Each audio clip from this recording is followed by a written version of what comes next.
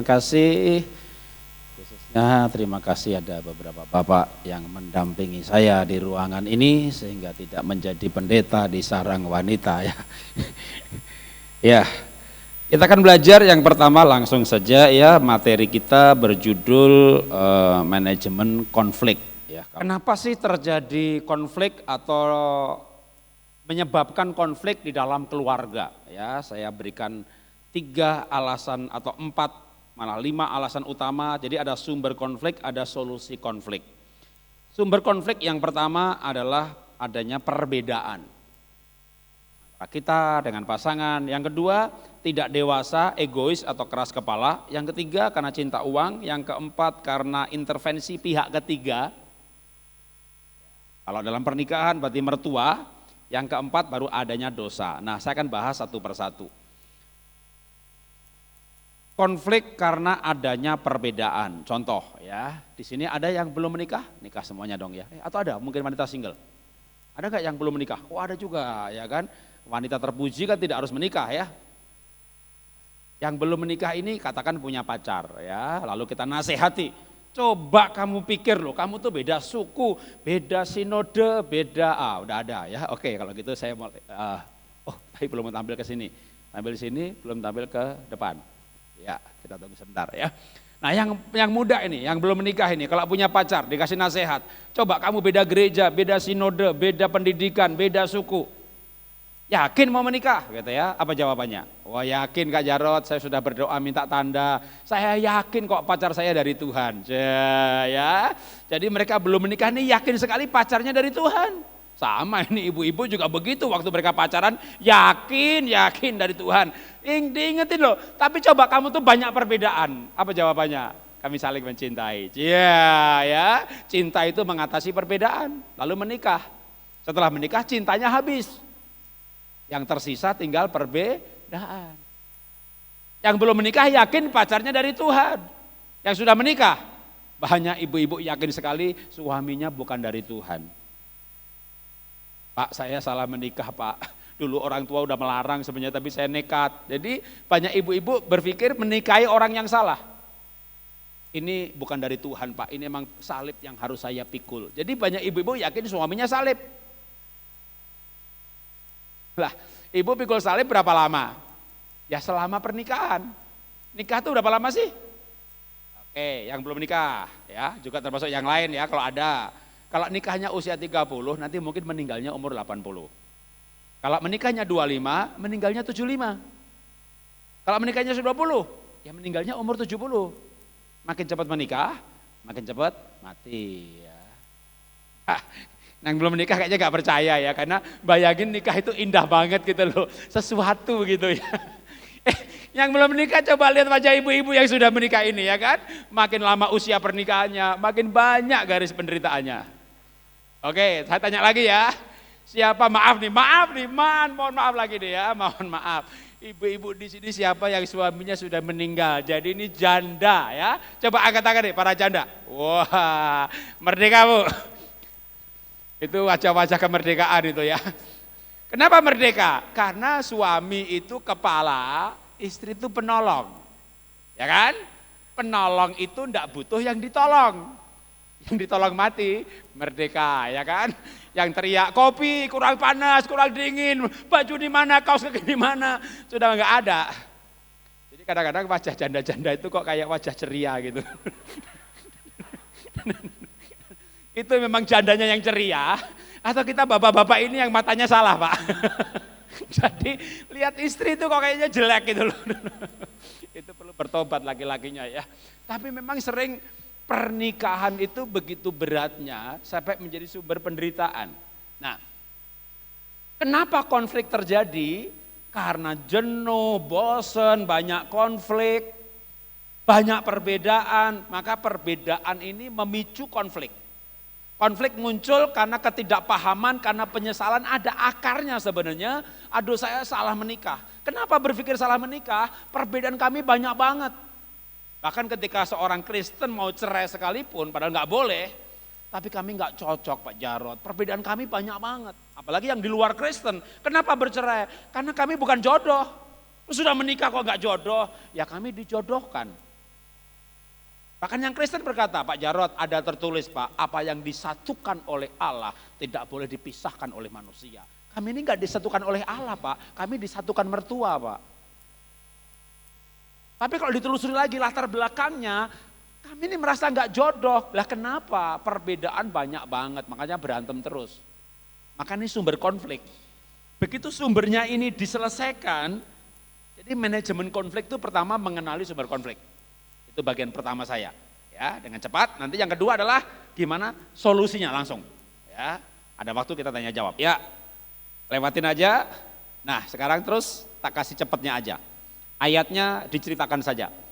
Kalau konflik itu karena perbedaan, maka coba kita sadari apa kata Alkitab soal perbedaan. Jadi ayatnya nggak dimunculkan, saya akan ceritakan saja, paling enggak ya kalau slide ditayangin sebentar, hanya untuk dapat intinya. Tuhan menciptakan pria wanita itu berbeda. Jadi kalau berbeda, jangan berpikir tidak jodoh. Karena kalau berpikir nggak jodoh, lalu menyesali pernikahan, itu menjadi sebuah akar. Apapun akan dikonflikkan. Nah Alkitab berkata apa? Dalam Kejadian 2 ayat 7, Tuhan membuat manusia dari tanah liat. Kejadian 21, 22, Tuhan membuat wanita dari tulang. Untuk membuat penolong diciptakan bahan yang lebih kuat. Tanah itu gentong besar, tendang juga pecah. Ibu punya suami badannya besar, kumisnya melintang, bangkrut, gagal pelayanan, disekor secara administrasi oleh organisasi gereja, mutung, ngambek pelayanan, gak dagang lagi, gak kerja lagi. Ibu rintis, jual ini, jual itu, melayani ini, tekun. Kenapa? Penolong itu lebih kuat daripada yang ditolong. Maka wanita, ibu-ibu ini diciptakan Tuhan untuk menjadi penolong yang lebih kuat daripada yang ditolongnya. Tapi untuk menciptakan pria wanita, bahan bakunya aja beda. Lalu ayat yang sama atau sekitar ayat itu, Kejadian 2, 21, 22, selain berbicara soal wanita bahannya tulang, Tuhan tuh mengambil tulang rusuknya Adam, dijadikan Hawa. Tuhan mengambil bagian Adam, menjadi Hawa. Tuhan mengambil bagian bapak, menjadi ibu. Tuhan mengambil bagian laki-laki, jadi wanita. Maka yang sudah menikah, ibu-ibu jangan heran ya, kalau bapak itu enggak punya sesuatu. Apa tuh sesuatu? Misalnya, yang diambil dari bapak itu rapinya. Maka bapak tuh enggak rapi. Yang diambil dari Adam ini jadinya di mana? Di Hawa. Maka jangan heran kalau bapak enggak rapi, ibu rapi, namanya jodoh. Jadi suami akan berkata, ini dia rapi dari rapiku, yang diambil jadi dia. Jadi ada yang diambil dari laki-laki, jadinya di wanita. Ibu jangan kaget ya menikahi makhluk hidup manusia satu itu. Spesies satu itu. Atau ibu mau bilang apa? Herodes satu itu. Sebutan suami ini kan macam-macam ya. Dibilang kunyuk kayak.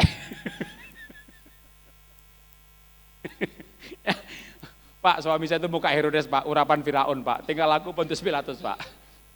Ibu punya suami seperti Pontius Pilatus, ibu akan punya karakter seperti Tuhan Yesus. Yang menderita di bawah pemerintahan.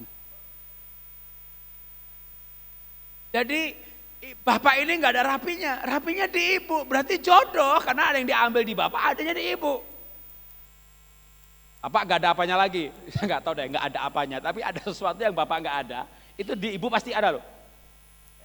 Jadi konsep pernikahan, konsep perjodohan adalah dua orang berbeda, karena memang diciptakan berbeda, tapi kita mau detailkan lagi perbedaan supaya paham bahwa pasangan saya itu memang dari Tuhan, dari jodoh, berbeda, karena memang berbeda. Apa perbedaannya? Boleh file berikutnya, adalah soal otaknya saja. Ya, secara sekilas inilah otak wanita. Waduh, ibu punya kemampuan dalam bidang shoes atau baju fashion besar sekali. Talk and talk and talk, bicara, otak mengatur kemauan bicara besar sekali.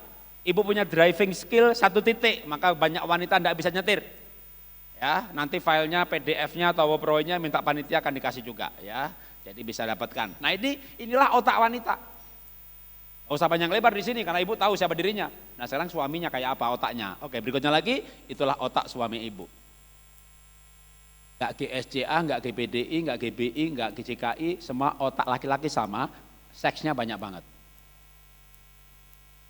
Jadi ibu menikahi seorang hamba Tuhan, Jangan berpikir begini ya, kayaknya suami saya kok nggak rohani ya, maunya seks melulu. Bagi laki-laki, seks itu kebutuhan hidup, kebutuhan biologis. Kalau bagi ibu kan bukan ya, ibu ini punya konsep soal seks, bahwa seks itu bagian dari relasi di mana percaya, mempercayai, menghargai, dihargai, memiliki dan dimiliki. Dalam relasi itulah sebagai puncak cintanya maka ada hubungan tubuh. Ya, konsep seks yang mulia sekali dan sangat alkitabiah. Tapi banyak laki-laki berpikir ribet. Laki-laki berpikir seks itu kebutuhan biologis. Apa itu? Makan itu kebutuhan biologis. Kencing itu kebutuhan biologis. Jadi bagi laki-laki kalau sudah nggak lama nggak makan, ya lapar. Padahal kemarin marah sama ibu. Nah ibu marah itu relasi. Marah kok minta seks. Laki-laki, ya namanya lapar ya makanlah. Nah kalau ibu tidak punya hasrat untuk melayani, maaf ya bicara belak-belakan, jadi frigid atau dingin seksual. Kalau frigid, suaminya mengeluh, Pak Jarod suami saya itu frigid. Kayak apa Pak? Kayak gedebok pisang. Maaf ya belak-belakan ya. Lalu saya tanya sama bapaknya, Pak kalau istri bapak kayak gedebok pisang, gimana rasa seksnya? Ya rasanya kayak ngencingin pohon pisang. Ini kan bahaya ketika dia berjumpa dengan wanita yang bergairah, yang merindukan, ngajak ngobrol dengan antusias, lalu dia membayangkan pasti nggak kayak batang pisang. Perselingkuhan terjadi. Tapi memang laki-laki itu ya otaknya ya kayak begitu itu. Ada apa lagi otak laki-laki selain seks? Ya banyak banget kalau dibahas satu-satu, tapi yang menonjol aja soal seks. Lalu ada yang namanya listening particle. Boleh ditunjukkan sebentar, hanya saya mau tunjukkan satu poin saja ya. Sebelumnya, gambar sebelumnya, otak laki-laki yang tadi, yang ada gambar tulisan seksnya tadi. Nah, itu listening particle, di bawahnya 2 kotaan dan bulatan seks itu ada 1 titik listening particle. Itu artinya apa? Otak laki-laki, fungsi mendengar itu sedikit sekali.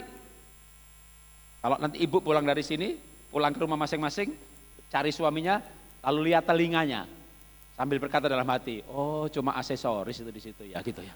Jadi itu laki-laki itu telinganya nggak punya fungsi, dia nggak kayaknya dengerin tapi dia nggak dengerin. Kalau ibu-ibu, perasaannya peka, ya kan, suka mendengar, begitu mendengar tuh masuk ke hati, lalu mulek di hati, kalau nggak dikeluarkan kembali belum bisa tidur. Makanya wanita suka gosip.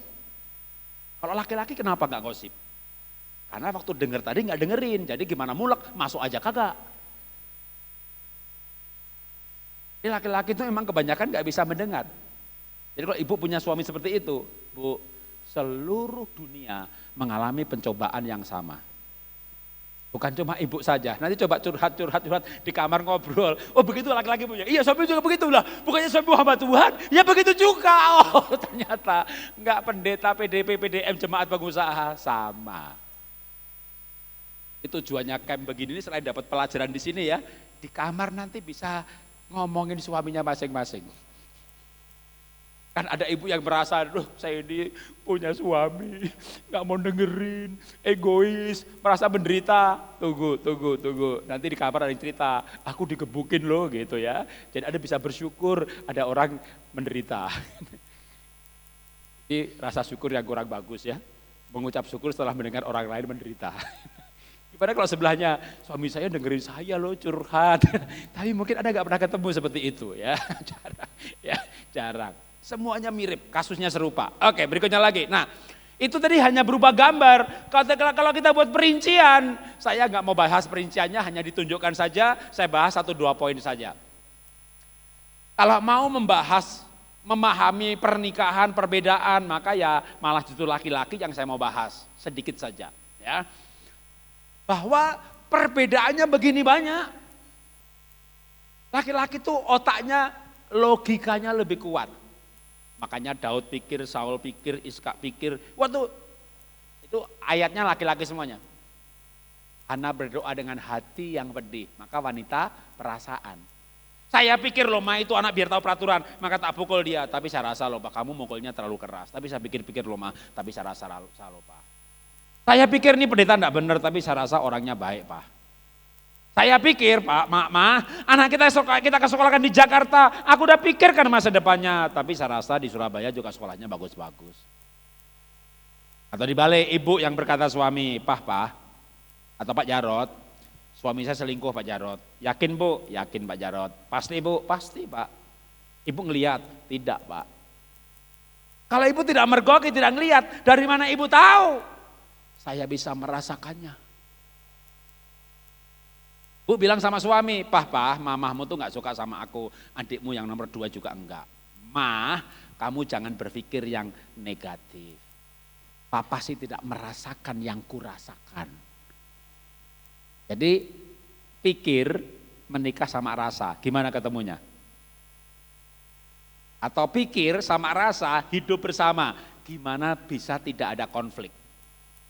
Pasti ada konflik, tapi konflik bisa diselesaikan, ada solusinya, atau paling tidak akan berkurang dulu ketika kita paham. Bahwa kalau dia begitu, itu bukan karena dia nggak cinta saya. Kesimpulan yang terlalu jauh kalau ibu berpikir merasakan kesimpulan suami nggak sayang. Enggak, laki-laki itu memang tidak, Pak. Logikanya yang jalan. Kalau ibu kan beda ya kan, perasaannya lembut, peka, sensitif sama orang lain, ngerti perasaan orang lain. Maka banyak ibu-ibu sakit hati, sakit perasaan. Laki-laki tuh nggak sakit hati. Kenapa? Hati aja nggak punya, gimana mau sakit? Jadi otaknya laki-laki dibedah, itu semuanya logika. Kalau ibu otaknya dibedah, tidak ada otaknya, perasaan semuanya. Nah ini makhluk pikir menikah sama makhluk rasa. Gimana caranya supaya gak konflik?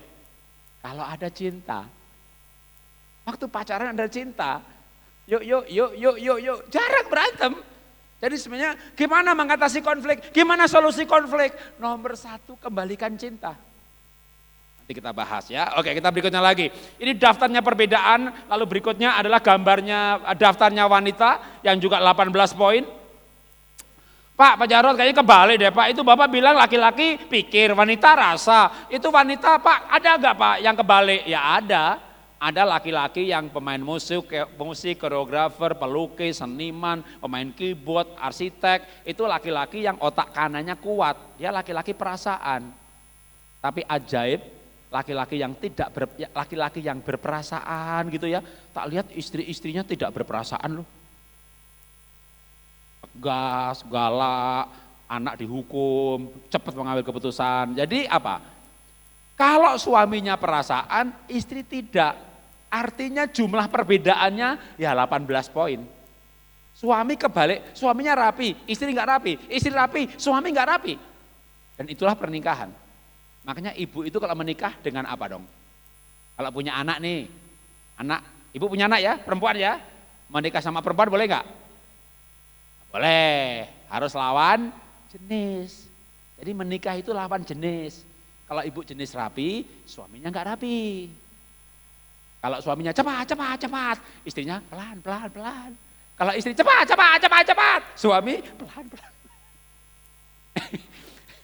Ya, suaminya murah hati, semua orang ditolong, kasihan. Ibu pasti pelit. Kenapa? Lawan jenis. Jadi ibu tuh menikahi lawan jenis. Jenisnya berlawanan. Oke, berikutnya lagi. Itu baru bicara gender.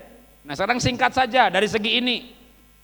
Karena saya mau memberikan contoh betapa banyaknya, boleh file berikutnya, perbedaan suami dan istri. Kita nggak bahas, hanya untuk menunjukkan manusia kalau dilihat dari temperamen dasar, ada sanguin, plekmatik, melankolik. Kalau pakai foto karakter Pak, ya kolerik itu merah, sanguin itu kuning,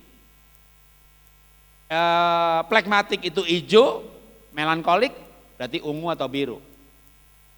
Kalau pakai DISC, ya kolerik itu dominan, intim itu sanguin, S stabil itu plekmatik, DISC, C cermat, melankolik. Kalau suaminya sanguin misalnya, ya kayak saya sanguin, banyak ngomong, lucu, cheerful, ceria, itu istrinya biasanya juga tidak sanguin, istri saya plekmatik. Kombinasi yang masih lumayan, tapi ada sumber konflik juga. Kenapa? Saya sanguin, idenya banyak, kreatif, Pragmatik itu enggak punya ide. Tapi kalau saya berpikir positif, dia orang yang setia. Kenapa setia? Karena enggak punya ide. Gimana kalau Sanguin sama pragmatik menikah? Potensi konfliknya apa? Sanguin tuh banyak ngomong, enggak ada lu, enggak rame. Wah ceria, cheerful, enggak pakai mikir. Nah, melankolik itu mikir. Walaupun perempuan melankolik, banyak mikir. Suaminya sanguin, enggak pakai mikir. Lalu istrinya mikirin omongan suaminya. Yang ngomong kagak pakai mikir, bahkan lupa kan dia ngomong apa. Ibu mikirin, sakit hati lah. Sumber konfliknya karena perbedaan temperamen dasar. Tapi kalau ibu tuh paham, oh suami saya ini kok sanguin, bukan dia nggak cinta, memang dia lupa. Bukan nggak cinta, lupa loh. Si sanguin nih, saya sanguin kan, janji Sabtu malam kita makan bareng ya. Ya makan janji. Namanya sanguin, ya kan? Jadi hari Jumat ke kantor, ketemu temen, kamu Sabtu ada acara nggak? Kayaknya sih nggak ada sih. Kita jam 4 pergi ya, yuk gitu kan. Jadi kita jam 4, setengah 4 udah mandi. Istri kan heran ya, janji jam 6 kok jam 4 udah rapi, udah mandi. Wah emang suami kali ini tepat janji, bukan tepat janji. Kita mau pergi. Begitu mau pergi, loh kemana? Pergi sama temen, bukannya kita mau janjian? Ah lupa. Lupa. Itu bukan gak cinta, lupa. Kalau cinta kan harusnya gak lupa Pak, ya namanya orang sanguin kan pelupa. Tapi orang sanguin kayak saya apa? Cheerful, ceria, lucu, baik, antusias, energik, energi gak ada habisnya. Tapi negatifnya apa? Lupa. Buka laci, ambil sendok, lupa nutup. Buka laci, ambil gunting, lupa nutup. Buka lemari, ambil baju, lupa nutup. Saya punya talenta membuka. Apa yang terbuka tidak bisa ditutup lagi. Jadi punya kelemahan. Maka istri saya dulu juga kita konflik. Apa konflik saya dan istri saya? Apa sih susahnya nutup laci? Apa sih susahnya nutup pintu? Apa sih susahnya? Saya bilang enggak susah. Lah kenapa enggak ditutup? Lupa. Akhirnya kita menikah dan istri saya yang rapi, yang teliti, mentraining saya supaya tidak lupa nutup pintu. Maka pernikahan kami berubah menjadi training center. Yang mentraining darah tinggi, yang ditraining darah rendah. Dan konflik selalu terjadi hanya gara-gara laci. Bahkan kita nggak konflik nih, mau bercinta malam hari ya kan, tak cium istri saya sebagai pendahuluan bercinta. Tapi sebelum tak cium, dia tanya dulu, pintu udah dikunci belum? Ini udah dikunci belum? Ya ngomongin kunci, muntah hilang, nggak jadi. Karena berantem soal kunci, maksudnya mau dilanjutkan. Ya aduh begitulah ya. Tapi waktu paham, dia tuh pragmatik, memang maunya aman. Orang pragmatik tuh maunya aman, kalau semuanya belum dikunci rasanya nggak aman. Saya sanguin, ya udah dimanapun juga aman. Ada gelombang laut aja aman, bisa tidur. Ini perbedaan yang kalau dipahami, konflik itu berkurang. Kenapa? Karena kita nggak jengkel, kita paham. Memahami keunikan pasangan. Oke, berikutnya lagi. Nah, sekarang gimana caranya memahami konflik, paling enggak masih mengerti sumbernya, lalu sumbernya dikurangi. Nah, caranya, boleh file berikutnya, maka adalah memahami diri, memahami pasangan. Menerima diri, menerima pasangan. Kalau boleh file berikutnya, kalau gambarnya ya, intinya. Kalau orang paham dirinya sendiri, pasti paham orang lain. Jadi sebenarnya konflik itu bentuk wujud ketika orang itu tidak paham dengan dirinya. Kalau orang nggak menerima diri sendiri, nggak paham diri sendiri, pasti nggak paham pasangan. Sambil kita belajar gambar diri, citra diri, keunikan diri, oh aku nih sanguin, kalau begini kolerik, oh berarti suami saya tuh kolerik, kan paham nih. Maka harus paham sendiri, paham pasangan, itu sudah akan mengurangi konflik. Oke, berikutnya lagi, maka adalah cara solusi dari perbedaan dari Alkitab. Roma 15 ayat 7, Alkitab berkata apa mengenai semuanya tadi, sebab itu terimalah satu akan yang lain, sama seperti Kristus juga telah menerima kita untuk kemuliaan Bapa. Kalau kita menerima bentuknya apa? Boleh file berikutnya? Bentuknya adalah penerimaan itu akhirnya perbedaan pria dan wanita itu kita kelola secara dewasa di dalam pernikahan. Oh dia begitu, oh saya begini, oh ini potensi konfliknya, oh dia memang begitu bukan enggak cinta saya. Maka kita paham, begitu paham kita bisa menerima. Begitu kita bisa menerima, maka oke langsung pada konklusi ya, saya bacakan boleh file berikutnya. Tuhan menciptakan setiap pribadi unik dan pernikahan itu menjadi menarik. Hal-hal yang menjadi kelemahan suami, hal tersebut kelebihan istri. Sehingga saling melengkapi menjadi tim yang hebat. Jadi pernikahan yang tadinya disesali, diratapi, males, jengkel, jenuh, bosan, berantem terus. Begitu sadar Tuhan ciptakan berbeda supaya melengkapi. Contoh biar gampang. Saya kerja rajin, bisnis rajin, melayani rajin, nulis buku dan 66. Dah pokoknya kalau bicara begini hebat. Tapi tadi nutup laci lupa. Pegang uang paling enggak bisa, gampang kasihan lihat orang susah. Dan kalau saya pegang duit itu pasti habis. Akhirnya saya bilang sama istri begini, daripada kita berantem terus, kamu bilang, saya dibilang sama istri saya, kamu tuh diporotin sama orang lain, kamu dimanfaatkan sama buahmu, kamu tuh dimanfaatkan sama adikmu tuh gak butuh pertolongan, bukan kebutuhan, tapi kamu bantu juga. Gitu. Maka duitnya habis terus, udah pokoknya bicara apa saja pegang duit, entah itu untuk gereja, pelayanan, bantu, keluar aja.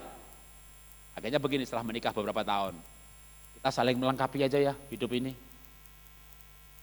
Kan gak pandai pegang uang. Aku tak kerja, kalau dapat uang kamu yang pegang. Wah, kira-kira ibu dikasih solusi gitu gimana? Oh istri saya matanya celung gitu. Amin, yes aku pegang uang. Oke, kita melengkapi ya. Aku cari uang, kamu pegang uang. Aku buka laci, kamu tutup laci. Ya kamu harus belajar dong nutup laci. Gimana kalau kamu belajar dagang? Ya aku kan gak bakal dagang, sama aku gak bakal tutup laci. Ini bukan membela diri loh. Tapi Bu, kalau ibu punya suami kayak saya gini, khotbah, tumpang tangan, diurapi, hamba Tuhan, nutup laci aja gak bisa loh. Kenapa? Kayak apa ya, kayak sebuah missing link yang fungsi yang gak ada dalam hidup saya. Tapi bisa gak kalau latihan? Bisa, tapi energinya habis banyak. Jadi kalau mikir nutup laci, nutup pintu, nutup pagar, anduk nih jangan ditaruh di kursi, tempat tidur, tapi dijemur, itu kayaknya energinya habis banyak. Akhirnya saya bilang begini sama istri, oke dah, aku tak nutup laci, aku tak nutup pintu, nutup pagar, kalau buka lemari, ambil baju, aku tutup, habis mandi, aku jemur itu semuanya, tapi kayaknya aku setengah hari gak bisa kerja. Atau begini aja, aku tak kerja, cari uang, dan uangnya nih nanti bisa untuk gaji pembantu. Sekarang kan duitnya kamu semua yang pegang ya, 2,5 juta kamu tambah pembantu 1. Kasih tugas itu pembantu. Kalau Pak Jarod buka laci, kamu tutup ya. Kalau Pak Jarod taruh anduk di kursi, kamu jemur ya. Gitu. Kalau Pak Jarod buka pagar, kamu tutup ya. Gitu ya. Kamu gaji 2,5 juta. Jadi kalau pintunya terbuka, lacinya terbuka, kamu jangan marahi saya, kamu marahi pembantu yang tugasnya itu, oke? Nih duitnya lebih dari 2,5 juta, mau pembantu 1, 2, terserah pokoknya duit saya kamu pegang, gitu ya. Istri mikir, daripada gaji pembantu, mendingan aku tutup sendiri, duitnya buat aku. Konflik selesai. Konflik selesai. Bu, ini kan suami gak ada, nanti ibu cerita ke suami begitu, Pak. Kamu ini kan begini ya Pak ya. Boleh gak aku minta anggaran tambah 2,5 juta. Nanti aku gak marah lagi sama kamu seumur hidup. Kamu taruh anduk dimanapun juga gitu ya. Pak Jarod juga begitu Pak. Tapi ceritanya sampai di situ dulu. Ya kan suami mikir nih, wah gak bakal dimarahi soal ini. Boleh deh. Nih tambah 2,5 juta. Nanti ibu yang tutup laci. Ya jadi sebenarnya sama aja ya. Kalau dari awal gak usah begitu ya selesai juga. Tapi kadang-kadang kita tuh baru kepikir ya. Ketika berpikir saling melengkapi, lalu begini, begitu saya dibebaskan dari urusan itu, istri saya nggak pernah ngomel lagi soal laci terbuka, soal anduk, apa yang terjadi? Waktu saya diomeli soal laci, saya jengkel. Dan karena jengkel, sebelum pelayanan, sebelum ke kantor, laci tak buka sekalian. Ya, ben marah sisan ya, ben nesu sisan, buka sisan ya, nesu karemu dewe. Marah terserah ya. Itu terjadi waktu kita lagi konflik. Singkat cerita kan istri saya juga mulai sadar bahwa dia diciptakan untuk melengkapi saya. Lalu dia tahu saya punya kelemahan di bidang itu, dia melengkapi. Bahkan akhirnya nggak cari pembantu lagi, ya dia yang nutupin laci gitu. Saya jadi mikir begini, kok kasihan ya. Kenapa dia jadi kerja? Jadi waktu dia tidak menuntut, saya jadi waras. Ya kan nggak waras.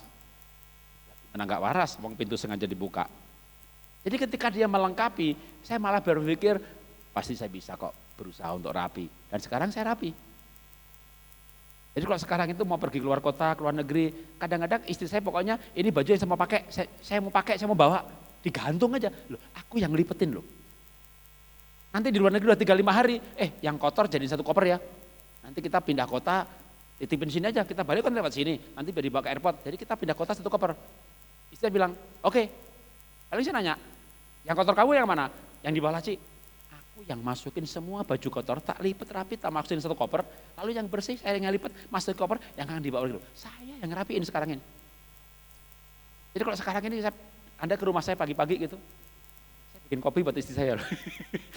Pernah waktu itu istri saya nawari, adik saya datang orang Jawa kan, kita orang Jawa kan ada budaya berbeda. Istri saya itu nawari adik sama suaminya, mau kopi nggak? Mau deh. Istri bilang, yang tambah 2. Tahu saya yang bikin, adik ipar saya nggak jadi. Di rumah saya ada pembantu 3, tapi bikin kopi saya seneng gitu loh. Jadi saya bikinin, tapi adik saya itu kayaknya kok jadi majarot yang bikin. Saya itu sekarang jadi rajin, bahkan termasuk bikinin kopi buat istri itu saya loh. Jadi di rumah saya ada bikin ekoenzim, bikin jus pro, bikin kefir, bukan istri saya loh, saya yang bikin. Kalau saya mau pergi begini, kadang-kadang tak taruh kefir yang tinggal disaring gitu. Kalau saya pergi 3 hari, nanti saya kadang WA istri, kefir habis, udah disaring. Ntar tunggu kamu pulang aja. Tunggu saya pulang, saya yang nyaring gitu. Jadi ketika saya berubah jadi bablas banget, tambah lebih rapi daripada dia, lebih rajin daripada dia. Tapi semuanya itu dilakukan dengan senang hati, no konflik. Ada konflik, kenapa? Ketika saya tahu punya kelemahan, dan istri saya tahu kelemahan saya, dia tidak menuntut saya, dia melengkapinya. Lama-lama, apa yang memang saya sedang lakukan, saya lakukan aja. Gak peduli bikin kopi itu kan harusnya cewek, gak ada harus-harusnya, mana yang senang lakukan aja. Mana yang mampu, lakukan aja. Karena spiritnya adalah saya mau lengkapi. Apa yang saya bisa, kenapa saya gak lakukan? Pak Jarod, suami saya itu Pak, males dia minta ampun Pak, taruh Ando di kursi, taruh ada di kasur. Gimana Pak solusinya Pak? Gampang banget. Bu, taruh Ando di jemuran gampang gak? Ya gampang Pak, dasar dia yang males. Jadi bertemu gampang Pak. Kalau gitu solusinya gampang, ibu aja yang taruh, karena bagi ibu gampang. Amin ya Pak ya. Nah itu solusi yang gampang. Oke, boleh file berikutnya. Apa solusi Alkitab? Menurut Alkitab kata ayat mengenai perbedaan. Pria, wanita, suami, istri bedanya banyak sekali. Maka Alkitab berkata demikian dalam Markus pasal yang ke-10. Saya baca ayat 7, 8, 9. Bukan saya baca, saya sebutkan saja. Laki-laki meninggalkan ayah dan ibunya lalu bersatu dengan istrinya. Sehingga keduanya tidak lagi 2 tetapi 1. Dan apa yang disatukan, mau cari ayat yang lain intinya sama. Menikah itu untuk menjadi satu, tidak untuk menjadi sama. Level berikutnya, kita kasih ilustrasi biar gampang. Ilustrasi pernikahan, pemahaman mengenai konsep pernikahan juga akan mengurangi sumber konflik soal perbedaan ini. Pernikahan itu seperti sepatu, satu depan, satu belakang, satu depan, satu belakang, satu di bawah, satu di atas, satunya ke bawah, satunya di atas. Jadi tidak bersama-sama, tidak sama, berbeda tapi satu tujuan, berbeda tapi seirama, berbeda tapi justru begini ini imbang. Kenapa? Satu di bawah, satu di atas, ini imbang. Bapak Ibu gak suka perbedaan, Ibu gak suka perbedaan. Yang gak suka Pak Jarod, kan yang bagus itu sama-sama dong Pak, sama-sama dong Pak. Ya jatuh jungkel. Nah itulah pernikahan. Kalau kita paham seperti itu, maka boleh file berikutnya. Ini kesimpulannya bagian 1. Menikah untuk menjadi satu bukan menjadi sama, namun pasangan yang bahagia akan menjadi serupa karena cinta akan membuat yang berbeda saling menyesuaikan diri. Kan jadi berbeda itu kan imbang kan? Satu di atas, satu di bawah. Kalau bareng enggak imbang. Maka berbeda itu jangan dikonflikkan, tapi dilengkapi. Oke, berikutnya lagi. Kenapa terjadi konflik? Pertama perbedaan yang begitu banyak perbedaannya, perbedaan dibenturkan, maka jadi konflik. Perbedaan disandingkan, jadi lengkap, jadi imbang.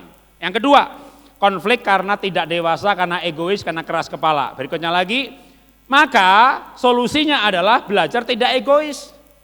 Boleh file berikutnya, belajar untuk membahagiakan pasangan. Ya enakan dia dong Pak, ya pastilah.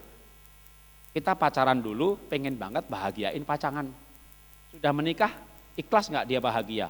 Ya enakan dia dong Pak, ya enakan dia dong. Kalau saya ngalah, ya enakan dia dong. Ya pastilah enakan dia. Kenapa nggak ikhlas enakan dia? Kenapa? Hati kita jahat, kita egois. Nah apa solusinya? Bagaimana membahagiakan pasangan untuk, kan ini ibu-ibu ya, berarti membahagiakan suami. Amsal 15 ayat 1 dan 3. Ayat 1 dan 4. Saya baca judulnya aja ya, ayatnya nanti bisa dibaca, filenya dibagikan. Yang membahagiakan suami, membahagiakan laki-laki adalah istri yang tidak cerewet. Kenapa demikian? Kalau filenya boleh ditayangkan sebentar aja, hanya untuk nunjukin ayatnya. Ya. Yang membahagiakan pria apa? Yang membahagiakan suami apa? Laki-laki apa? Boleh diceklik aja asal muncul ya. Bisa diikutin, nanti sebentar aja nggak apa-apa ya. Kenapa itu membahagiakan? Istri yang tidak cerewet, tadi ingat mengenai file bahwa laki-laki itu listening partikelnya kecil.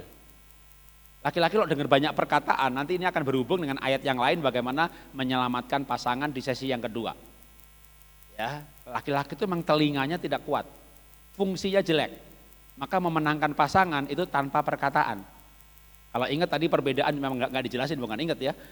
Laki-laki adalah gitu daftarnya kuat pikiran, logika, matanya kuat. Maka kita berkata apa? Hei istri tunduk pada suami supaya dengan demikian engkau tanpa perkataan memenangkan suami ketika dia melihat betapa salehnya engkau hidup. Jadi laki-laki itu perlu melihat. Kalau aku tidak melihat dan menusukkan tanganku ke lubangnya tangannya, aku tidak percaya kalau dia bangkit. Yang berkata siapa? Laki-laki, Thomas. Ketika Maria mendengar dan dia percaya, Maria perempuan, telinganya. Ya, jadi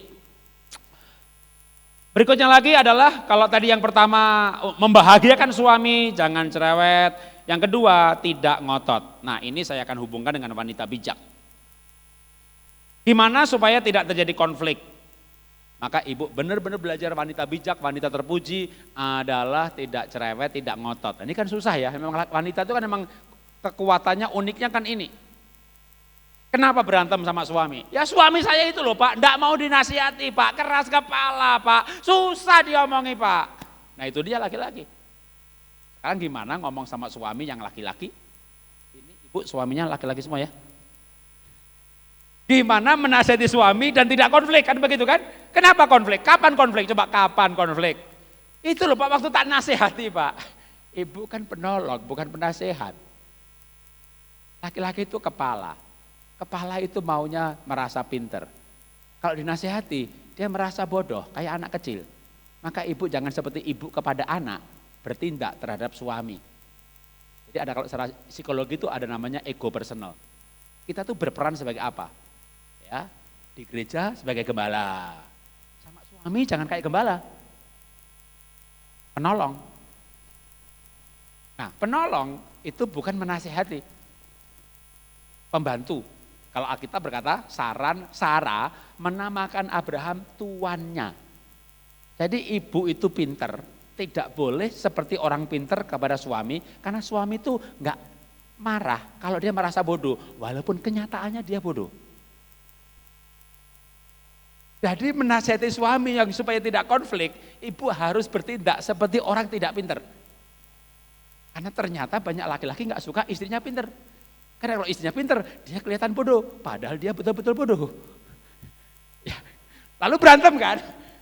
Berantem, susah kan nasihatin suami, betul kan? Gimana caranya nasihatin suami? Tidak ngotot, tidak cerewet. Oke, cerewetnya dibuang aja, tidak ngotot. Ini, Suaminya ini salah. Ya saya yakin dia pasti salah ini. Nanti salah beneran, nanti rugi lagi nih. Nanti begini. Oh deh, pokoknya ibu enggak boleh ngotot, enggak boleh yakin bener. Nasihati suami itu enggak boleh yakin walaupun yakin. Karena kalau ibu yakin, dia kelihatan bodoh lagi.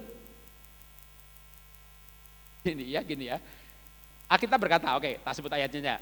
Nanti di sesi kedua akan muncul lagi itu ayat ya. Memenangkan suami itu kayak dikasih contoh, hei istri taat, tunduk kepada suami, hormat seperti Sarah menamakan Abraham tuannya. Jadi seperti pegawai kepada bos. Maka ilustrasinya adalah di kantor. Baik laki atau perempuan, kantor ini anak buah kepada atasan. Saya waktu kerja di perusahaan termasuk disayang sama atasan saya, disayang banget. Sampai akhirnya keluar dari perusahaan, kongsian, buka usaha bareng-bareng, sahamnya sama 50%. Nah kepada atasan ini nggak boleh kita bodoh-bodohi atasan. Bahkan kalau ada usul pendapat yang sedikit berbeda atau bertolak belakang, kalau saya memilih tidak bicara di meeting untuk menunjukkan bahwa saya pinter dan semuanya akan mengakui saya pinter, tapi dengan perbuatan yang sama, orang akan menganggap bahwa manajer saya atau atasan saya bodoh. Itu bahaya, bisa disingkirkan. Dan juga tidak kooperatif. Maka lebih baik saya diam saja, tapi selesai rapat, ngadep berdua, lalu menasihati dengan gaya tidak yakin walaupun yakin.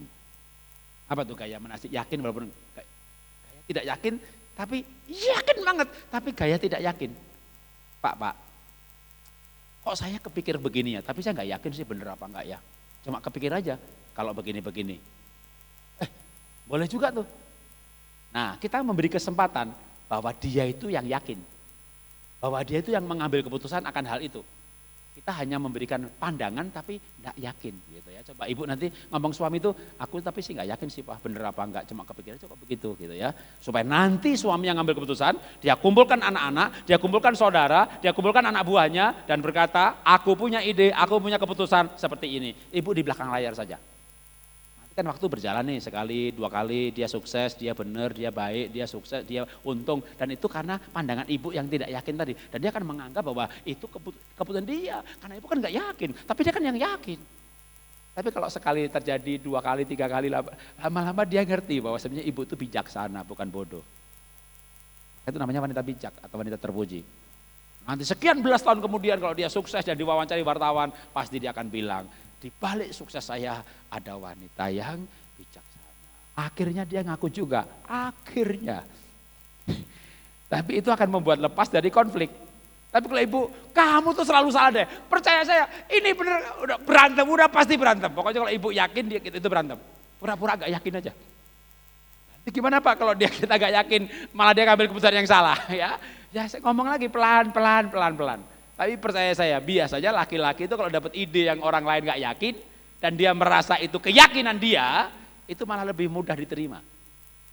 Ya, itu tips supaya tidak konflik ketika berhubungan atau menasihati anak kan gampang. Menasihati suami kan susah. Begitu nasihati, konflik. Menasihati, konflik. Akhirnya terserah kamu dah, rugi-rugi untuk terserah kamu dah. Sendiri-sendiri aja. Lah, jadi gak komunikasi dong. Maka belajarlah untuk tidak yakin. Pun yakin, itulah susahnya. Tapi bijaksana bisa membuat kita mampu. Kapan memang betul kita harus tegas, kapan kita harus hanya memberikan alternatif.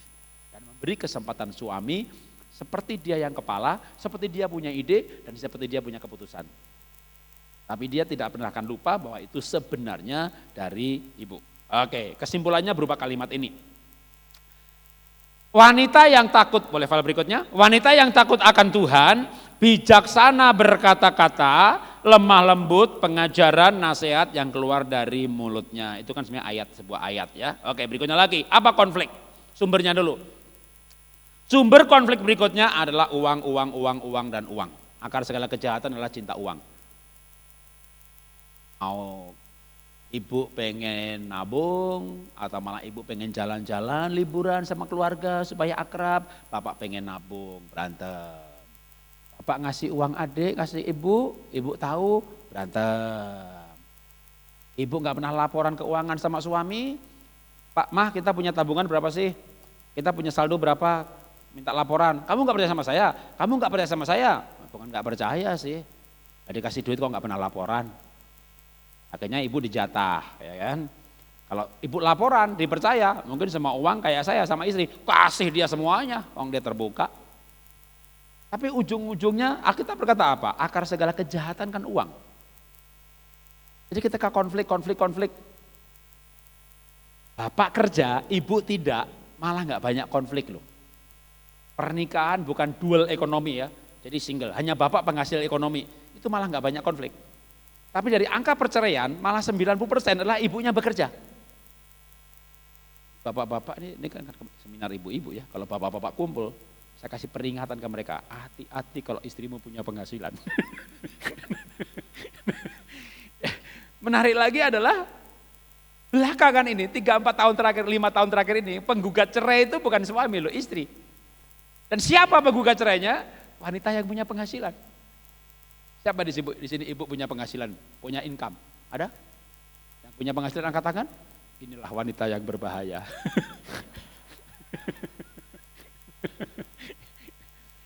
Kenapa suami istri beda pendapat? Karena beda pendapatan. Nah sekarang gimana Pak? Kan sekarang jemaat Pak, saya sih enggak Pak, saya ibu gembala Pak. Tapi jemaat saya betul yang Pak Jero katakan, itu yang suami istri punya penghasilan, berantem terus, berbeda pendapat karena beda pendapatan. Tapi memang ini enggak bisa dihindari. Zaman milenial ini zaman di mana wanita kuliah, wanita kerja, wanita pinter, dan karena pinter masuk hanya didik anak, ya kerja di kantor, kerja di pelayanan, ya sama-sama. Tapi itulah mulai konflik. Bahkan keluarga hamba Tuhan yang dua-duanya pelayanan tidak terhindar dari konflik. Kalau dua lembaga, dua visi, dua kegiatan yang tidak berhubungan. Saya pun hampir terjebak, bahkan berpikir menikahi orang yang salah. Karena saya habis-habisan di pelayanan misi Andris People Group. Saya yakin itu tugas dari Tuhan. Tuhan Yesus waktunya datang, sudah datang. Peta zaman tidak salah, harusnya sudah datang. Tapi tidak bisa datang, karena Injilnya harus diberitakan menjadi kesaksian bagi segala etnis, suku. Tapi Injil kan belum sampai kepada suku-suku, maka Tuhan gak bisa datang. Berarti saya harus bikin Tuhan Yesus bisa datang dengan cara menggenapi amanat agung. Saya mulai penginjilan ke Andris People Group. Suku Andres, suku Wana, Baduy, tak jelajahi. Saya beasiswa 70 mahasiswa, lalu mereka tak kirim ke 39 suku, 35 suku. Pokoknya habis-habisan di situ. Saya libur, saya ke suku terasing, tidur di situ 5 hari, 10 hari gak ada sinyal. Istri gak tahu saya hidup apa enggak. Tapi itu saya yakin banget ini penggenapan supaya Tuhan Yesus bisa datang. Aku cinta Tuhan, aku pengen dia segera datang, tapi syaratnya belum hadir. Waduh, itu saya yakini sebagai tugas terakhir panggilan hidup ini. Ke pedalaman, ke San Francisco ikut, ke Singapura ikut, ke Baduy saya sendiri. Padahal pelayanan ke suku ini saya yakin dari Tuhan, tapi istri tidak mendukung. Jadi saya berpikir ini istri bukan dari Tuhan. Lalu saya ingatkan waktu pacaran kan minta tanda, tandanya kayaknya kebetulan deh. Bahkan dulu minta tanda aja bisa goyang dengan tanda-tanda. Hanya hati-hati, ini bukan hanya di bisnis ya. Cerita begini nih bisa terjadi dalam pelayanan loh. Apalagi yang bisnis, suami punya perusahaan, istri punya perusahaan, itu udah kayak bukan orang menikah aja. Rekeningnya sendiri, usahanya sendiri, apanya sendiri-sendiri. Tapi dalam pelayanan pun, kita suami istri pelayanan, tapi ini gak terhubung, itu aja bisa masuk dalam pergumulan, saya menikahi orang yang salah. Sampai saya mundur ke belakang. Tidak mungkin salah. Tuhan sudah izinkan terjadi. Jadi apa yang salah dong? Pelayanan. Nggak mungkin salah. Bicara misi, amanat agung, tugas, panggilan terakhir sebelum akhir zaman. Ini udah akhir zaman. Ini nggak mungkin salah. Waduh, itu bikin saya bingung, benar-benar bingung. Nikahnya nggak salah, pelayanannya nggak salah. Harus gimana? Butuh waktu berbulan-bulan, bahkan setahun 2 tahun untuk retret dari pelayanan, mundur dari pelayanan, ingat dulu pacaran, jadi guru Islam minggu bareng-bareng. Akhirnya saya berkata, Tuhan ini tidak salah, tapi bukan tangan saya. Saya akan pakai tangan orang lain, dukung orang lain yang ke suku-suku. Lalu saya sama istri mulai komitmen Happy Holy Kid, seminar keluarga, pelayanan keluarga. Waduh, bisa berdua kemana-mana. Ketika bisa berdua kemana-mana, yakin ini tim yang dari Tuhan. Pelayanan saja yang berbeda bisa memisah suami istri. Apalagi bukan pelayanan ya, usaha beda, uang beda, rekening beda, semuanya beda. Nah saya kembali ke soal uang. Karena ujung-ujungnya adalah uang. Saya berjumpa dengan seorang hamba Tuhan juga yang dengan jujurnya bergumul, Pak Jarod, saya ini khotbah lebih banyak daripada suami saya. Dia lebih terkenal, undang sana sini. Sampainya saya bilang begini Pak Jarod sama suami saya nggak nuntut kamu apa-apa kok. Tapi kamu juga khotbah juga dong. Nggak mau, nggak ada yang manggil. Lalu akhirnya penghasilannya jomplang antara suami dan istri. Ya ujung-ujungnya duit juga kan. Kenapa? Karena menikah itu memang de facto ada biaya. Ya kan, waktu pacaran kan nggak sampai detail kan, anak 2, anak 3, biaya segini. Nah begitu menikah nih, wah uang suami hanya cukup buat dapur, buat mobil, buat anak, buat ini. Akhirnya mulai bagi-bagi. Oke, kamu urusan ini, aku biaya ini. Anaknya bertambah banyak, anaknya bertambah tinggi sekolahnya. Ini istri semuanya. Lalu lah, mulai deh uangku, uangmu. Uangmu, uangku. Uang konflik lagi. Apa uang lagi. Nah sekarang apa yang diajarkan Alkitab soal uang? Karena uang ini sumber konflik, lalu gimana menangani sumber ini? Supaya tidak menjadi konflik. Apa yang Alkitab ajarkan soal uang? Saya munculkan satu ayat, yang lainnya saya ceritakan. Bilangan pasal 30 itu sebuah ayat yang aneh sebenarnya. Yefta bernasar, kalau aku menang perang, yang keluar aku persembahkan kepada Tuhan, yang keluar anak perempuannya, maka tidak bisa batal, anaknya dipersembahkan kepada Tuhan. Walaupun ada 2 tafsiran, apa tuh dipersembahkan kepada Tuhan? Dibakar, disembelih, atau diserahkan menjadi seolah-olah anak pertama laki-laki yang diberikan kepada Tuhan untuk melayani Tuhan. Tidak menikah, selibat.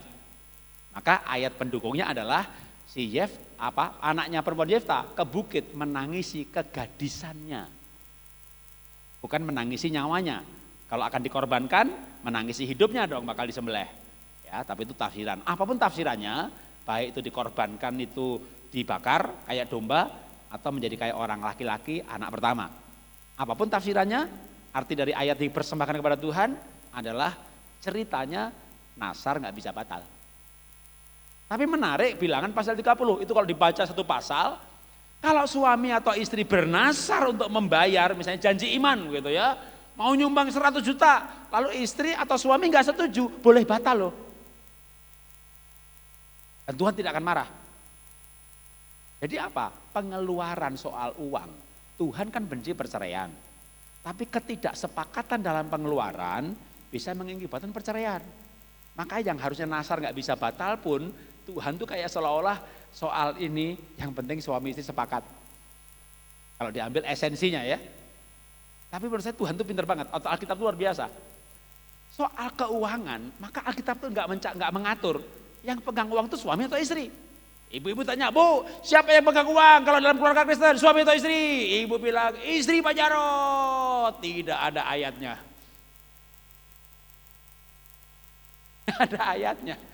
Suaminya murah hati, ibu yang pegang pasti aman. Ibunya murah hati, suami yang pegang, ibu pegang habis. Tapi sebenarnya kalau saya melangkah lebih lanjut, nggak masalah.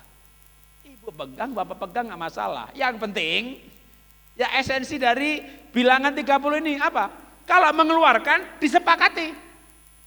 Maka saya bilang sama istri saya, kamu pegang semua uang saya. Pokoknya dapat pelayanan, Pak Jarod minta rekening untuk persembahan kasih, rekening istri. Pak Jarod saya mau pesan lukisan, nanti bayarnya kemana? Rekening istri. Semua duit saya udah puluhan tahun, ya kan saya menikah 33 tahun. Kami kira-kira 10 tahun dah, ya itu sendiri-sendiri. Jadi istri saya tahu gaji saya tahu gaji istri saya. Karena gaji saya terbuka. Komisi lain ceritanya. Karena kan sales marketing, gaji lebih sedikit, komisi lebih gede. Jadi komisi saya pernah tidak terbuka. Pokoknya komisi tiap bulan ya 3-4 juta ke istri, pas komisi 10 juta, 7 juta disimpan, dana taktis, dana laki-laki. Dana taktis buat apa? Saya nggak main golf, orang kampung bisanya nyangkul. Maka uang ini diam-diam tak kasih ibu saya. Ibu saya senang sekali, dia telepon istri saya. Berantemlah kita. Loh saya bukan gak pernah konflik ya, konflik berantem. Kamu tuh gimana sih, kok gak bilang sama saya? Aduh gimana mau bilang berantem. Firman Tuhan berkata, pilihlah damai sejahtera. Kalau setidaknya tergantung padamu. Kalau saya cerita berantem, tidak cerita damai. Berarti gak usah cerita dong gitu ya. Alasannya begitu ya kan. Jadi saya jaga damai sejahtera. Lalu saya bilang sama ibu saya, Bu, kalau dikasih uang jangan bilang istri Bu. Istri tidak tahu Bu. Ibu saya nasihati saya, nak gak bagus, pernikahan harus terbuka nak. Lah ibu sama bapak gak terbuka, itulah kesalahan. Jangan kamu ulangi. Bu, mau uangnya apa enggak? Mau, kalau mau diem. Tapi suami istri itu bagusnya loh nak, bagusnya itu terbuka. Bu, memberi tangan kiri, tangan kanan jangan tahu, apalagi tangan istri Bu. Pokoknya saya pasti bantah terus itu nasihat. Ya, sampai akhirnya saya belajar Alkitab loh. Alkitab mengajarkan pengeluarannya yang sepakat. Singkat cerita aja, ya akhirnya sepakat. Kalau ngasih orang tuamu, aku yang ngasih orang tuaku, kamu yang ngasih. Belakangan lagi, udah semuanya kamu pegang, karena saya nggak pandai pegang uang. Saya pintar cari uang, tapi semua kamu pegang. Wah dia seneng kan? Pegang, hanya pegang. Sadar ya Bu ya, hanya pegang. Maka Alkitab itu pintar banget. Yang pegang Bapak Ibu terserah, hanya pegang. Nanti kalau mau keluar untuk liburan, beli baju baru, beli satu baru, ya kita punya kesepakatan. Oke, boleh file berikutnya, tak kasih cepat aja kesepakatannya, poin-poinnya, tapi saya akan jelaskan dengan singkat. Oke, kesepakatannya apa? Ya disepakati aja. Sebulan ini atau setahun itu oke, 10% untuk liburan ke luar negeri atau untuk jalan-jalan. Untuk dapur beras dan macam-macam, pokoknya sebulan 15 juta, wewenang kamu. Nggak usah tanya lagi, Pak beli cabai berapa kilo, nggak usah. Itu namanya wewenang yang disepakati. Kolektor berapa nggak usah nanya. Nyumbang di bawah 100 juta, nyumbang dulu baru cerita. Makin lama makin diberkati, nyumbang di bawah 5 juta, langsung aja ngambil keputusan. Masa minta sumbangan Pak Jarod, saya tanya istri dulu ya. Kelihatan banget di bawah ketiak istri. Ya kan? Tapi kalau mau di atas itu, oke sekarang segini nanti aku tambahin lagi. Gitu ya. Bukan sekarang segini nanti saya tanya istri dulu, enggak. Kita bahas saja tetap menggunakan bahasa bahwa kita akan bisa ditambah lagi. Tapi sebenarnya itu kesepakatan kita. Nah, kesepakatan ini mengurangi konflik. Kenapa ada konflik? Karena nggak ada aturan. Dibuat peraturan mengurangi konflik. Kesepakatan sendiri bisa dirubah nanti, makin diberkati. Oh, nyumbang di bawah 25 juta, tidak minta izin, tapi cerita. Bukan tertutup, tapi cerita. Tapi bukan minta izin. Minta izin ada batasnya. Nah, itu kesepakatan-kesepakatan yang dibuat.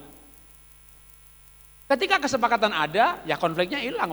Konflik itu terjadi karena nggak ada aturan atau nggak ada kesepakatan. Nah kalau Alkitab kasih aturannya adalah pengeluarannya sepakat. Siapa yang pegang nggak masalah. Tapi kan saya mengerti ya namanya wanita. Itu kalau pegang uang, damai di bumi. Nah, istri tak suruh pegang, biar damai di bumi. Wanita itu kalau ada pegangan gitu ya. Pegangan, cekelan dalam bahasa Ibraninya itu cekelan gitu ya. Cekelan ya, saya orang Jawa kan, ibu saya kan di Solo, umurnya waktu itu udah 70. Mau tak tinggal ke Jakarta, aku tinggalin duit, nak, saya tinggali uang. Buat apa Bu? Untuk ibu beli obat, suster, terapis datang untuk kaki segala macam. Aku udah titip Hendro, itu adik saya, ya, dia yang bayar semuanya. Jadi ibu mau minta duit buat apa? Uang udah umur. Ya gue cekelan tole gitu, gue cekelan. Oh ternyata wanita tuh butuh cekelan buat pegangan. Maka tak bilang sama istri, kamu yang pegang uang ya, pegang. Semuanya dia pegang, sertifikat rumah, BBKW mobil, semuanya dia pegang. Kalau dia pegang aman kan, nggak akan digadein kan? Ya tergantung ya, ada juga laki-laki yang suka pegangan. Oke berikutnya lagi. Kesimpulannya, cinta mula-mula yang tulus ikhlas akan memampukan pasangan membuat kesepakatan dalam pengelolaan keuangan dan menjadikan uang sebagai sumber kebahagiaan. Tanpa kesepakatan atau akar segala kejahatan cinta uang, ketika masih cinta uang sumber konflik. Perbedaan sumber konflik. Egois, tidak rohani, sumber konflik. Tapi uang juga sumber konflik. Harusnya uang sumber kebahagiaan. Kalau ibu kerja, jualan ini, jualan itu, jualan panci, nyambel, bikin gudeg, bikin apa, wah capek. Begitu dapat duit, aduh aku mau gunakan sebagai alat untuk mencintai, gitu ya. Mencintai mertua, itu level tertinggi itu. Kalau ibu bisa mencintai mertua, Alkitab berkata itu perempuan baik-baik. Definisi Alkitab perempuan baik-baik itu sayang mertua. Ada ayatnya, ada. Waktu Rut tanya Boas, kenapa kamu nikah sama aku janda? Kenapa enggak sama gadis cantik perawan? Karena seisi kota ini membicarakan engkau bahwa engkau perempuan baik-baik. Kami dengar bagaimana engkau mencintai mertuamu. Gunakan uang untuk mencintai mertua. Oke, berikutnya lagi, mengatasi konflik sekarang. Tadi sumbernya, sekarang mengatasinya lebih pendek lagi. Mengatasi konflik apa? Minta ampun dan mengampuni. Ya, minta maaf, mengampuni, tak jadiin satu. Kedua, rekonsiliasinya mezbah keluarga. Yang ketiga, kalau penuh cinta. Oke, kita bahas satu persatu. Pengampunan. Matius pasal 6, 14, 15 dan seterusnya. Konflik itu pasti selesai kalau ada yang minta ampun dan mengampuni. De facto kalau di Kristen tuh mana yang kurang? Minta ampun atau mengampuni? Menurut saya di Kristen tuh banyak orang mau minta ampun, mau mengampuni malah, tapi kurang minta ampun. Bu berantem sama suami, karena suami selingkuh. Siapa yang harus minta ampun? Ibu berantem sama suami, anggap aja kasus yang besar ya, suami selingkuh, marah dong, berantem dong, konflik dong. Siapa yang harus minta maaf? Ya kan? Ya. Dua-duanya, kenapa? Dua orang bertengkar itu pasti dua-duanya salah. Tapi selingkuh itu salahnya 100. Ibu salahnya cuma 2 aja sih, enggak 100 poin, 2 poin. Kenapa? Karena kalau saya ketemu suaminya yang selingkuh itu, kadang yang selingkuh itu tidak merasa bersalah loh. Lah, selingkuh kok merasa bersalah? Iya, karena kalau saya tanya, Pak kenapa Bapak selingkuh? Ya ini kan karena istri saya. Loh, nyalain istri. Kenapa Pak? Dia tidak perhatian, dia gak kasih jatah, dia sibuk terus, dia gak menghormati saya. Jadi bahkan kalau ditanya sama suaminya, dia selingkuh itu nyalain istrinya. Sementara istrinya, salah saya apa? Jadi gimana supaya selesai konflik? Minta maaf dan memaafkan. Banyak orang Kristen kan mau ya memaafkan kan. Kalau anak saya minta maaf, saya maafkan Pak. Kalau suami saya minta maaf, aku mau sih Pak maafin Pak. Saya juga mau boleh kok. Pak, mau nggak boleh? Ya kalau istri saya minta maaf, saya maafkan Pak. Ternyata semuanya mau memaafkan. Oh itu bagus banget, mengampuni itu nggak gampang loh, nggak gampang. Pak saya dikhianati, Pak saya dimaki-maki Pak, bukan cuma KAD fisik Pak, fisik ditempeleng besok sembuh Pak, tapi hati kayak dicabe-cabe Pak. Mengampuni itu susah loh. Singkat cerita ikut KKR, udah bisa mengampuni ya kan. Saya mau ampuni suami saya kalau dia minta ampun. Padahal suaminya nunggu ibu minta ampun. Lah kapan selesai konflik? Ya, nanti kasus yang lebih kecil ya tentunya lebih mudah sebenarnya. Itu pun juga nggak terjadi. Konflik terus. Kenapa? Karena ini kita tuh kurang minta ampun. Apa yang tersembunyi dari mengampuni? Ya pertama sih udah luar biasa ya. Mengampuni itu susah sekali, tapi itu bisa hebat banget. Tapi konflik belum selesai. Tak terselesaikan karena kita nggak minta ampun. Untuk mengampuni butuh apa? Butuh kasih Kristus, merasakan pengampunan, butuh jiwa besar, betul semuanya. Untuk minta ampun, butuh rendah hati. Ibu yang, suami yang katakanlah yang kasus paling besar aja ya, suami selingkuh, kan mengkhianati segala macam. Bisa nggak ibu bilang begini, Pak, maaf ya, sampai kamu selingkuh karena saya sibuk dengan kerjaan saya. Kalau orang salahnya 10 poin, didatengin begitu kira-kira gimana?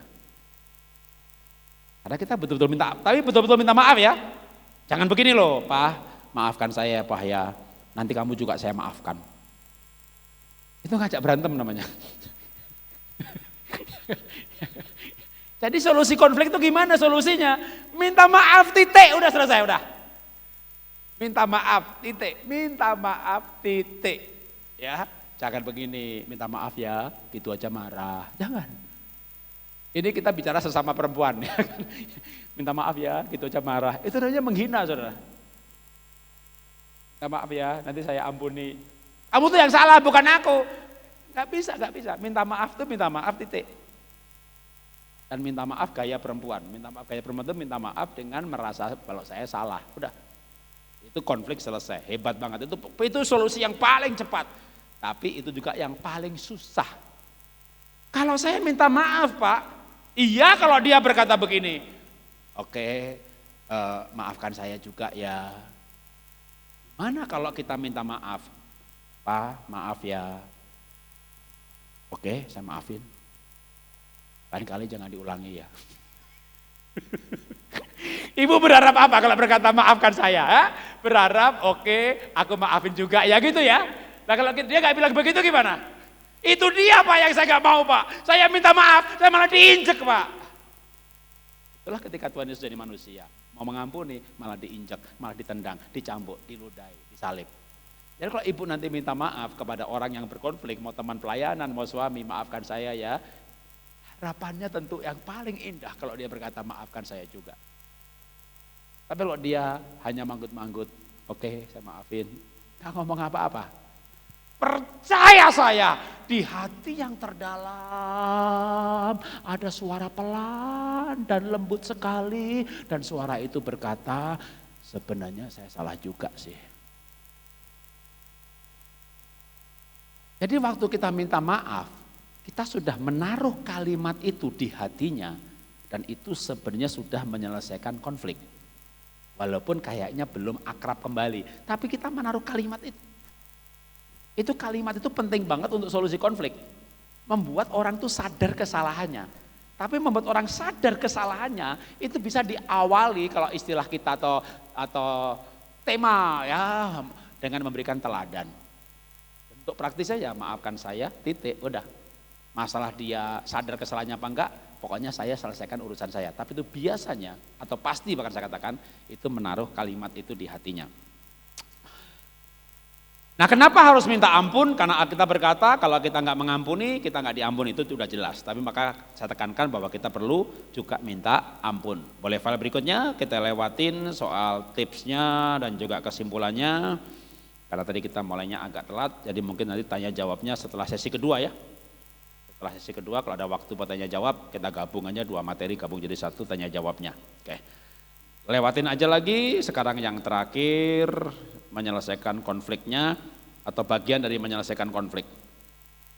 Yakobus berkata dalam Yakobus pasal 5, 16, 17 bahwa kalau orang saling mendoakan maka sembuh. Nah ini praktisnya adalah menyelesaikan konflik. Nah ini mungkin saya mulai ke anak-anak ya.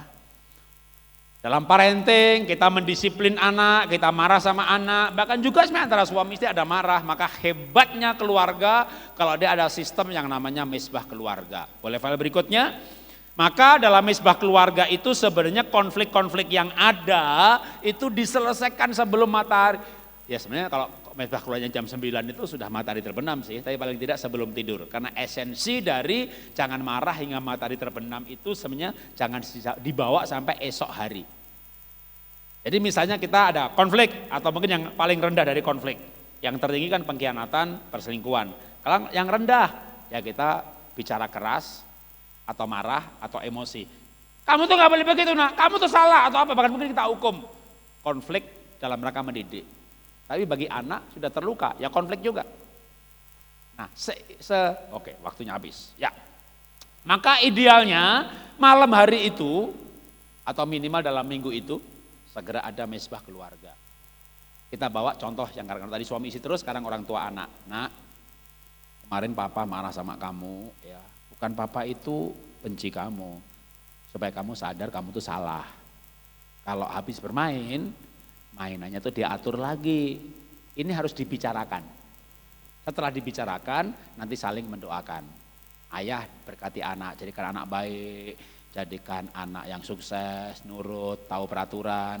Karena kemarin kan berantakin mainan, enggak tahu peraturan, gitu ya. Tapi doanya begitu, tunggu dulu ya. Kalau anak kita bilang, papa kemarin tuh biar kamu tahu peraturan ya, kalau habis main diberesin. Itu harus ada waktu untuk anak timbal balik. Pak, kemarin aku kan bilang tapi.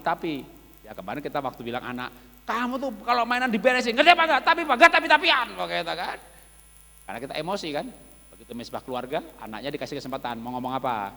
Begini Pak, kemarin aku main, habis main aku beresin. Adik datang, lalu berantakin. Jadi yang berantakin bukan aku, tapi adik. Tapi papa pukul aku. Coba kalau kita gak ada waktu untuk pemberesan, mengatasi konflik dengan cara pemberesan misbah keluarga, dan dialog ini tidak terjadi, itu anak luka batin seumur hidupnya. Bahwa papa tidak adil, adik yang salah, aku yang ditempeleng. Tapi Pak, enggak tapi-tapian, papa sudah bilang apa? Sebulan, 2 bulan, setahun, 2 tahun. Pernah kejadian nyata, bukan soal mainan, anaknya nilainya jelek, dapat 5. Bapaknya marah, tapi Pak, enggak tapi-tapian. Sudah dibilang jangan main game, malah main game makanya nilai seperti itu, tapi enggak tapi-tapian, dihukum lagi. Padahal anaknya tuh biasanya ranking 3, 2. Sejak itu merosot 5, 6, 10, bahkan terakhir hampir enggak naik kelas. Coba tiap hari ada misbah keluarga dan penyelesaian konflik dalam doa dan diakhiri saling mendoakan. Ini enggak terjadi. Ketika sudah anaknya parah, baru datang konseling, baru dibereskan.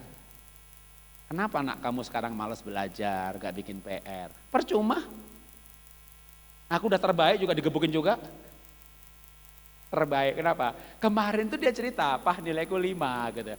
Dimarahi, tapi gak pakai tapi-tapian. Padahal anak itu mau cerita, 5 itu tertinggi di kelas. Yang lainnya 3 dan 4 karena gurunya kasih salah soal. Soal kelas 2 dikasih kelas 1. Jadi semuanya jelek, maka dia 5. Dan orang tuanya kan marah, sudah 5 bangga lagi, tapi gak tapi-tapian, 5 kok bangga, tapi gak tapi-tapian. Jadi dia udah dipukulin. Dan orang tuanya gak menyelesaikan. Ya sudah, itu begitu berjalan waktu, anak udah kecewa, kepahitan, gak mau belajar, asal-asalan. Ya, kasus sudah parah. Makanya konflik tidak bisa dihindari, tapi kalau pertama ya kita mengurangi. Berikutnya menyelesaikan. Nah penyelesaian yang menurut saya tuntas adalah ketika berbicara. Nah berbicara ini butuh rasa aman, maka dibilikin forum. Forumnya misbah keluarga. Lalu apa yang terjadi dibahas. Aku tadi tuh begini karena maksudku begini. Nah saya itu begitu karena maksudnya begitu. Tapi kalau kita udah doa, pujian, penyembahan, harusnya kan di situ nggak berantem lagi ya. Misbah keluarga sharing sebelum doa berantem lagi. Harusnya kan enggak dong ya.